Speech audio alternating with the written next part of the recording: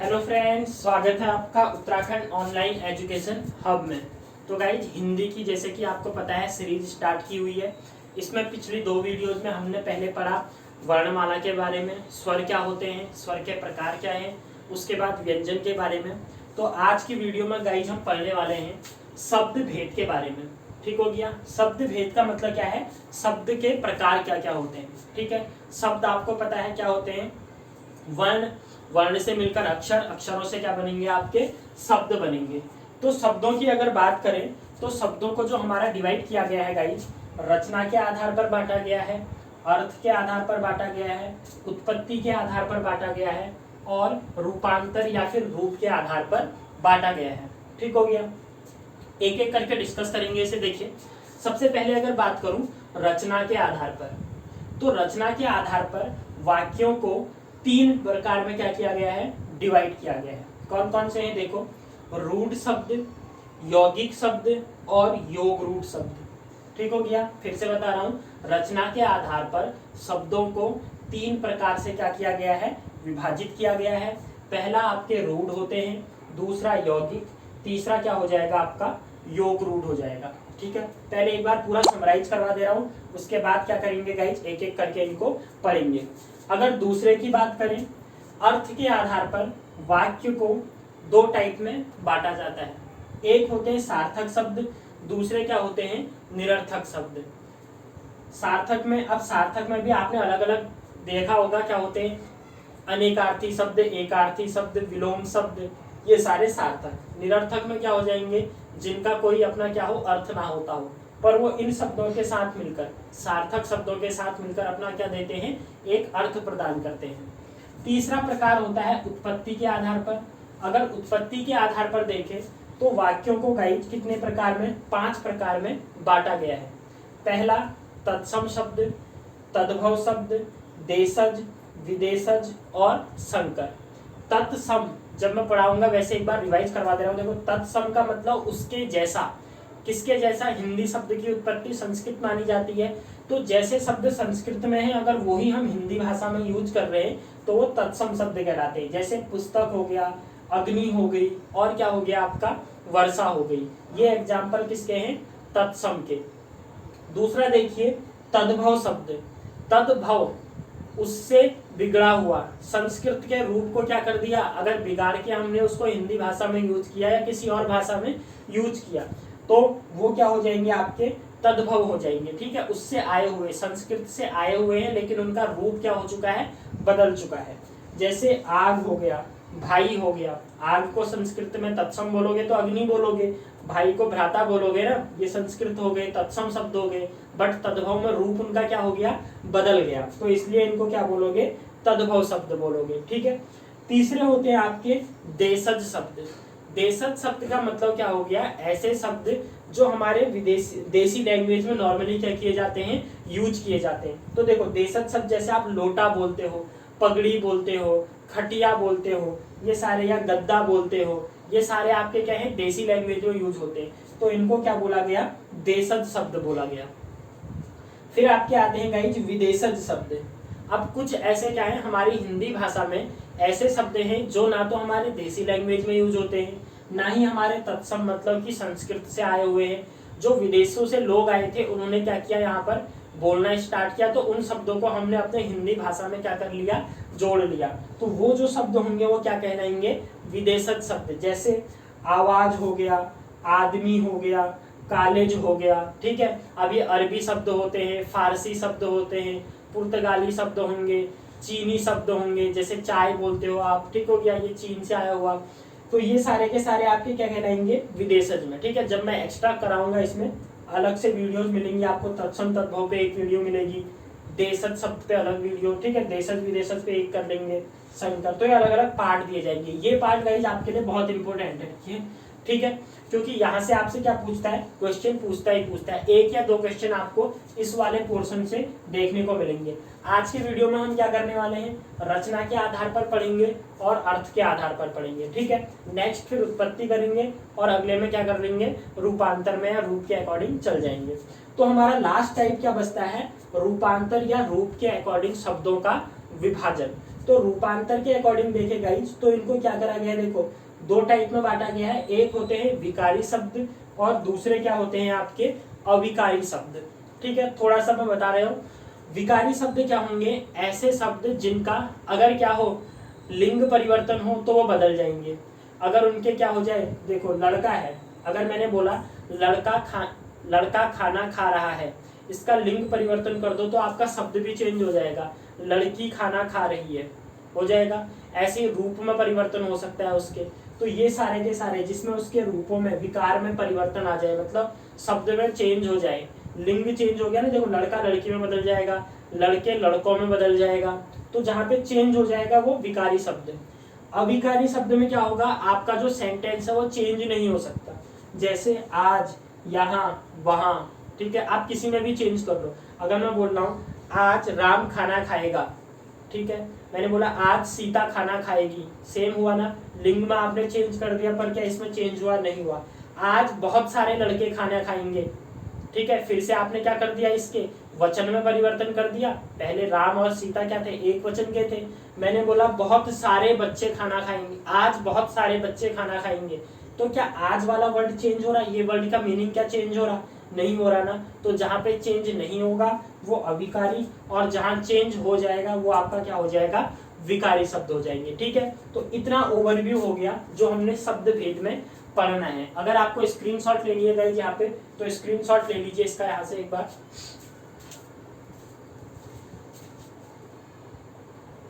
तो चलिए गाइज आगे बढ़ते हैं। तो अब जो कि फर्स्ट टाइप का लिखा हुआ है मैंने, रचना के आधार पर।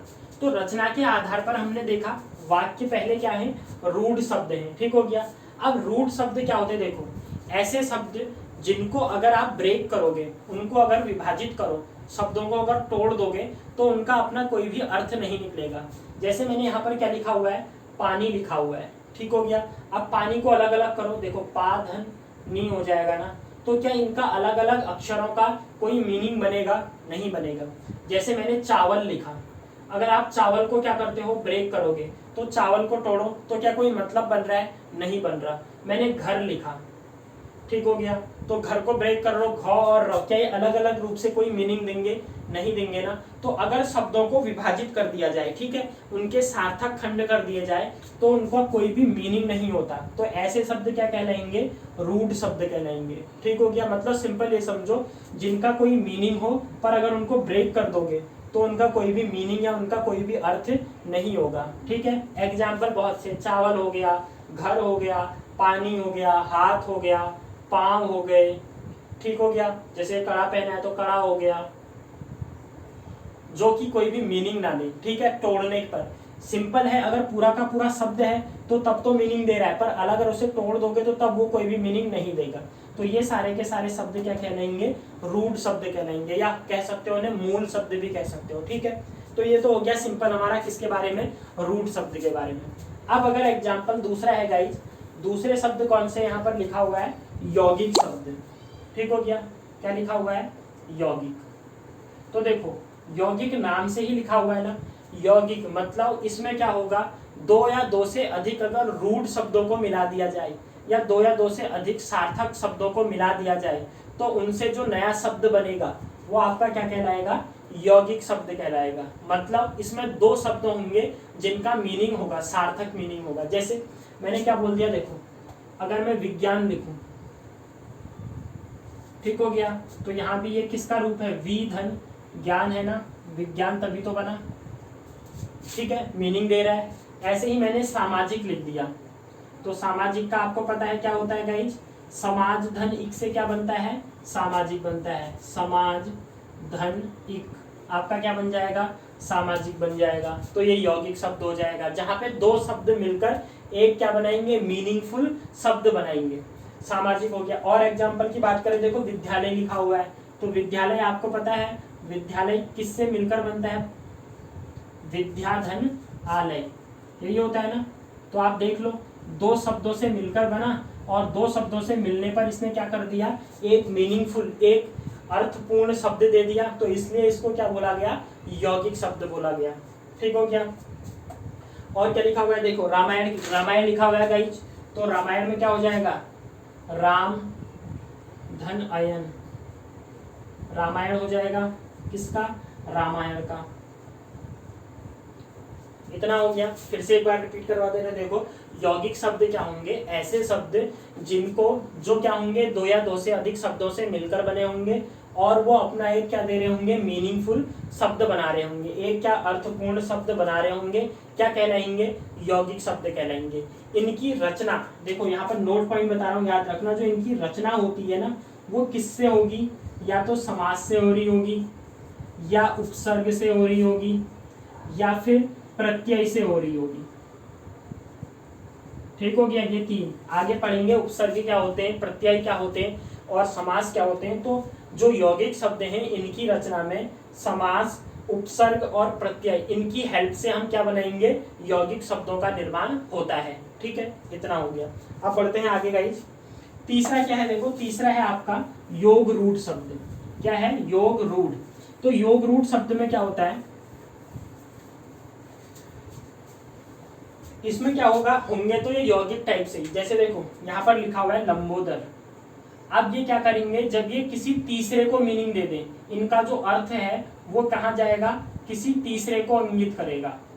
जैसे लंबोदर है, लंबा है जिसका उदर, किसके लिए यूज होता है लंबोदर, गणेश भगवान जी के लिए। मीनिंग कहाँ चला गया, देखो लंबो शब्द क्या था, लंबोदर था ना, लंबा, लंब धन उदर, यही होगा लंबोदर। अब गणेश जी भगवान पे चला गया, तीसरा मीनिंग दे रहा, मीनिंग कहीं और पे जा रहा। आप बोलोगे ऐसे ही भास्कर, किसके लिए यूज होता है भास्कर गाइस, सूर्य के लिए यूज होता है। तो मीनिंग कहाँ चला गया, सूर्य। देखो लिखा हुआ भास्कर है पर मीनिंग कहाँ पे जा रहा, किसी और को इंगित कर रहा है। और अगर एग्जांपल देखें दिनकर, दिनकर भी किसको कहा जाता है, सूर्य को कहा जाता है। तो ये भी आपका क्या है, योग रूढ़ शब्द है। मतलब शब्द तो होगा, ठीक है, शब्द जो होगा उसका जो इशारा होगा या जो उसका अर्थ होगा वो किसी विशेष अर्थ को दिखाएगा, वो किसी विशेष क्या दिखाएगा, अर्थ की ओर इशारा कर रहा होगा। जैसे यहाँ भास्कर हो गया, दिनकर हो गया, और आप कह सकते हो दशानन। ठीक हो गया। अब इसका करोगे तो दस धन आनंद बोलोगे, पर दशानन यूज किसके लिए होता है, रावण के लिए होता है। अर्थ कहाँ चला गया, रावण, किसी तीसरे के पास चला गया ना। मतलब सिंपल सा एक चीज बताओ ना, तो बहुब्रीहि समास के, ठीक है, जिसको थोड़ी हिंदी आती होगी तो बहुब्रीहि समास पढ़ा होगा आपने। बहुब्रीहि समास के सारे जो उदाहरण है गाइज, वो आपके किसके उदाहरण हो जाएंगे, आपके योग रूढ़ शब्द के क्या हो जाएंगे, उदाहरण हो जाएंगे। ठीक है। और अगर सब एग्जाम्पल की बात करें, दशानन बता दिया गाइज मैंने, गिरधारी, ठीक हो गया, क्या हो जाएगा आपका, गिरधारी। मतलब पर्वत को, गिरी को धारण करने वाले श्री कृष्ण भगवान के लिए यूज होता है क्या, गिरधारी। तो ये कैसे शब्द हो जाएंगे, आपके योग रूढ़ शब्द हो जाएंगे। ठीक है, इतना हो गया गाइज। ये इतने में आई थिंक आपको समझ आ गया होगा। तीन टाइप के हमने पढ़े, ठीक है, रचना के आधार पर तीन टाइप के हमने क्या पढ़े, क्वेश्चन पढ़े, सॉरी शब्द के भेद पढ़े, रूढ़ शब्द, यौगिक शब्द, योग रूढ़ शब्द। रूढ़ शब्द क्या होते हैं, इनको आप मूल शब्द भी कह सकते हो, जो अपना एक अर्थ देंगे, पर अगर उन शब्दों को तोड़ दोगे तो वो कोई भी अर्थ प्रदान नहीं करेंगे। तो वो कैसे शब्द कहलाएंगे, रूढ़ शब्द। पानी, घर, चावल, हाथी, ये सारे के सारे। यौगिक शब्द की बात क्या हो जाएगी, यौगिक क्या होंगे, दो या दो से अधिक शब्दों से मिलकर बने होंगे, और अगर इन अर्थ शब्दों को जोड़ दोगे तो एक मीनिंगफुल शब्द हमें नया मिल जाएगा। जैसे सामाजिक हो गया, रामायण हो गया, विज्ञान हो गया, इनका यूज उपसर्ग, प्रत्यय और किसकी हेल्प से, समास की हेल्प से इनको बनाया जा सकता है। तीसरे हैं आपके योग रूढ़ शब्द। योग रूढ़ शब्द क्या होते हैं, शब्द अगर क्या करते हैं, इनका अपना मीनिंगफुल शब्द तो होता है, इनका मतलब, पर जो इनका मीनिंग होगा वो खुद से ना होके किसी तीसरे पर्सन की ओर जाएगा। ठीक है, जैसे लंबोदर, लंबा है जिसका उदर, किसके लिए यूज हुआ, गणेश भगवान जी के लिए। दिनकर किसके लिए यूज होता है, सूर्य भगवान के लिए। ठीक है, ऐसे ही और एग्जाम्पल दिए मैंने, क्या दिए, गिरधारी, ठीक है, गिरी को धारण करने वाले, किसके लिए यूज होता है, श्री कृष्ण भगवान के लिए।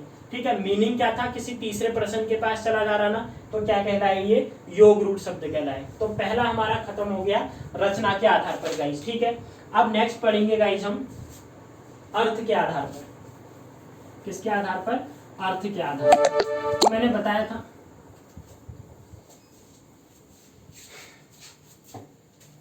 तो गाइस देखिए, अर्थ के आधार पर अगर बात करें तो मैंने बताया था अर्थ के आधार पर वाक्य को दो टाइप पार्ट्स में क्या किया गया है, डिवाइड किया गया है। एक आपके होते हैं क्या, सार्थक शब्द, और दूसरे क्या होते हैं आपके निरर्थक शब्द। ठीक हो गया।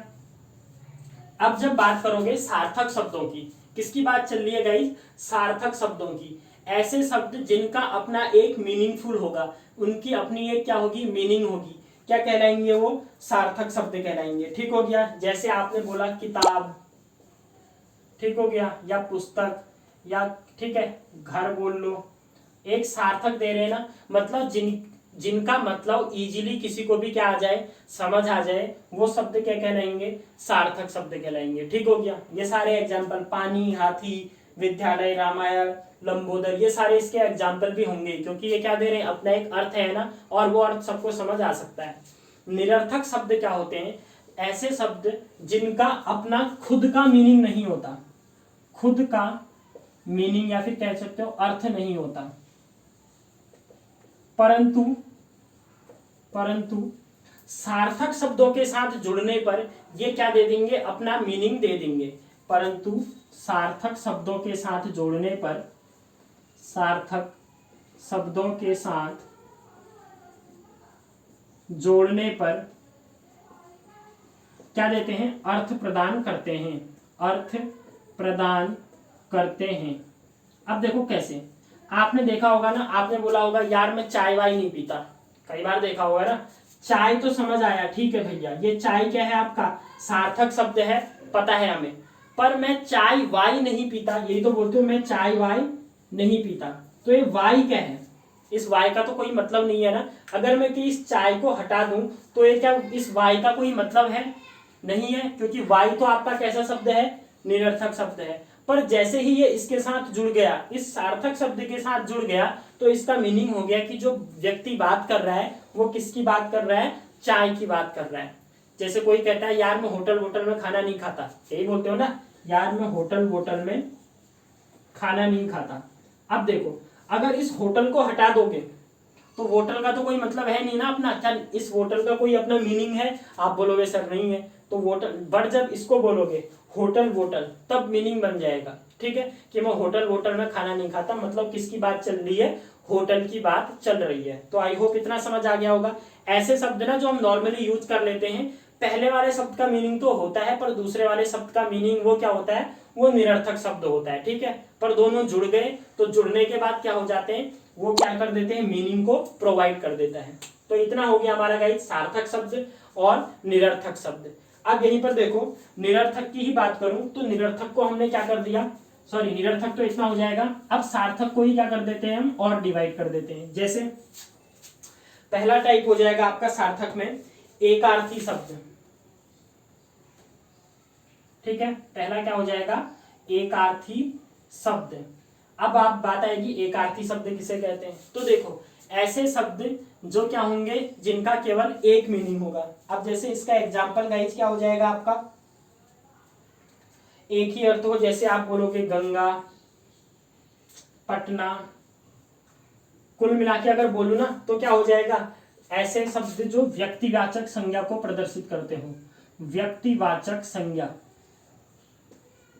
ठीक है, व्यक्तिवाचक संज्ञा, जब संज्ञा में पढ़ेंगे तब जानेंगे क्या होता है। मैं एक ओवरव्यू दे देता हूँ। व्यक्तिवाचक क्या होंगे, किसी प्लेस के नाम को, किसी व्यक्ति के नाम को, जगह के नाम को क्या बोला जाता है, व्यक्तिवाचक संज्ञा बोला जाता है। तो ऐसे जितने भी हैं इनका एक ही मीनिंग होगा।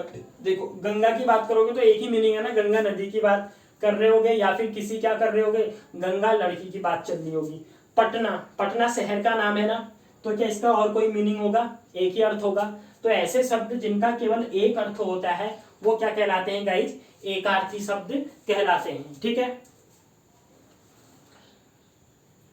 उसके बाद अगर देखें गाइज, दूसरे आ जाएंगे आपके अनेकार्थी शब्द।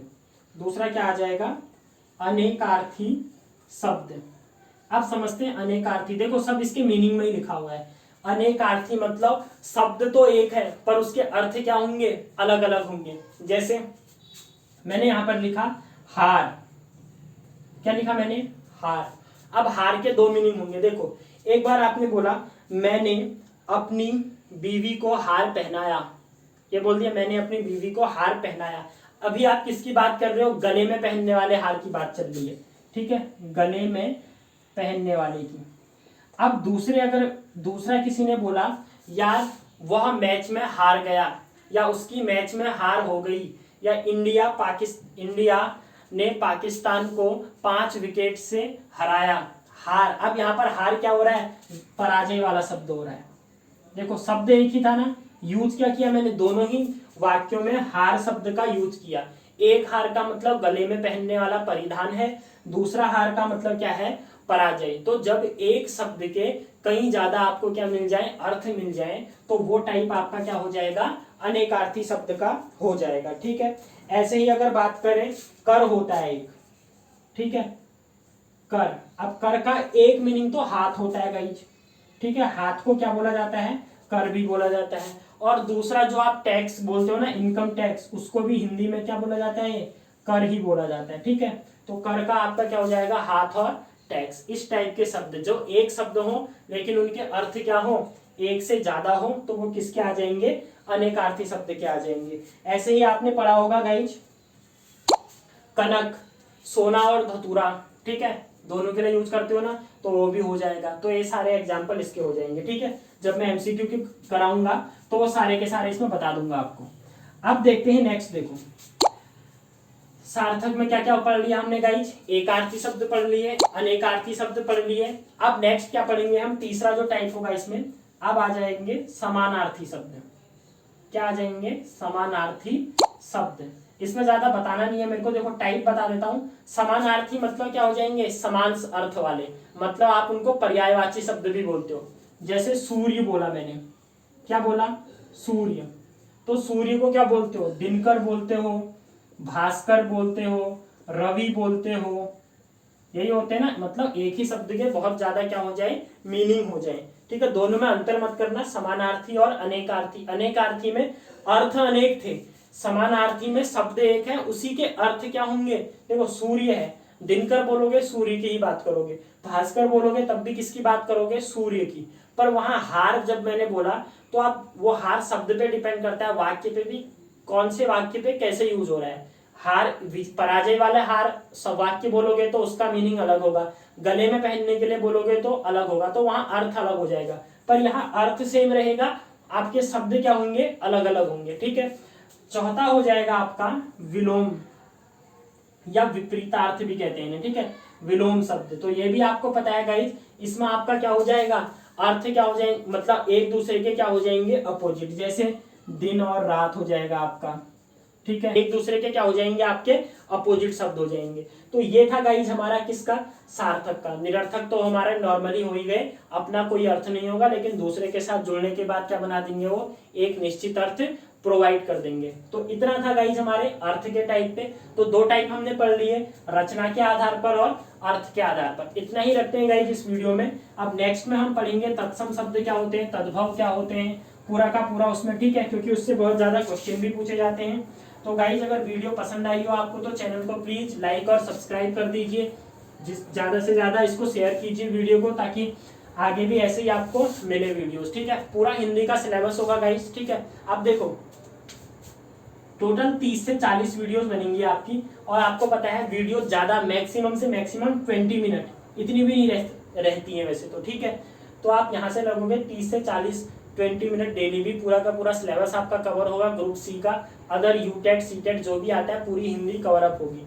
तो इसका वो छोड़ दीजिए कि आप सिलेबस पूरा नहीं होगा, कोई आपको इधर उधर नहीं जाना है, बस आप वीडियोस देखिए, लाइक और शेयर कीजिए चैनल को। अगर व्हाट्सएप ग्रुप के साथ आपको ऐड होना है तो 8218642689 इस नंबर पे आप मैसेज कर सकते हैं। बॉयज एंड गर्ल्स के अलग अलग ग्रुप बने हुए, साथ में 1 दरोगा के लिए, ठीक है गाइज। डेली तो पॉसिबल हो नहीं पा रहा है अभी, क्योंकि हिंदी की वीडियो बननी है। उत्तराखंड की डेली 15 से 20 क्वेश्चन की आपको सीरीज मिलती है, ठीक है। तो ये 1 दरोगा संडे को होती है रात के 8 बजे। जो भी आपके साथ के कोई अगर प्रिपरेशन कर रहे हो तो बता सकते हैं, संडे 8 बजे 100 क्वेश्चंस का क्या होता है, पूरा एनालिसिस होता है, टेस्ट टाइप का होता है, ठीक है। वही डिस्क्रिप्टिव बनता है, 1.5 घंटे तक का चला जाता है वीडियो। और साथ में क्या, उत्तराखंड एमसीक्यू की सीरीज आपको डेली दी जा रही है, वो तो आप देख ही लीजिए गाइज, ठीक है। जैसे ही हिंदी खत्म हो जाएगी तो हिंदी खत्म होने के बाद फिर उत्तराखंड डिस्क्रिप्टिव में हम फिर क्या कर देंगे, उसे स्टार्ट कर देंगे। और साथ में देखो, अभी आपका देखा होगा 30 मार्क्स की जो आपकी पूरी ओवरऑल पॉलिटी हिस्ट्री आती है, उसके लिए अलग से कोर्स तैयार हो रहा है गाइज, वो भी आपको पूरा करवाया जाएगा। तो मिलते हैं न्यू वीडियो के साथ, तब तक के लिए bye, thanks, have a good day.